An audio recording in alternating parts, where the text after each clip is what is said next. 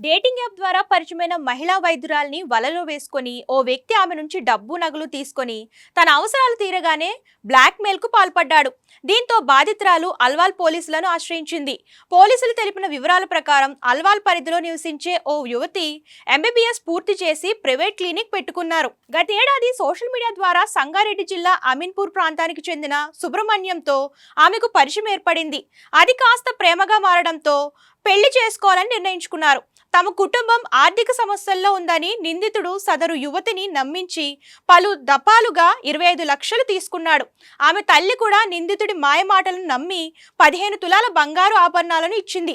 చివరికి పెళ్లి ప్రస్తావన తీసుకురాగానే సుబ్రహ్మణ్యం బ్లాక్మెయిల్ చేయడం మొదలుపెట్టాడు. ఇద్దరు సన్నిహితంగా ఉన్న ఫోటోలను సోషల్ మీడియాలో అప్లోడ్ చేస్తానని వేధించేవాడు. ఆ తర్వాత ఫోన్లో సిమ్ను తీసి కొత్త నెంబర్ వాడడంతో మోసపోయానని తెలుసుకున్న బాధితురాలు మంగళవారం రాత్రి అల్వాల్ పోలీసులను ఆశ్రయించింది. పోలీసులు కేసు నమోదు చేసుకుని దర్యాప్తు చేస్తున్నారు.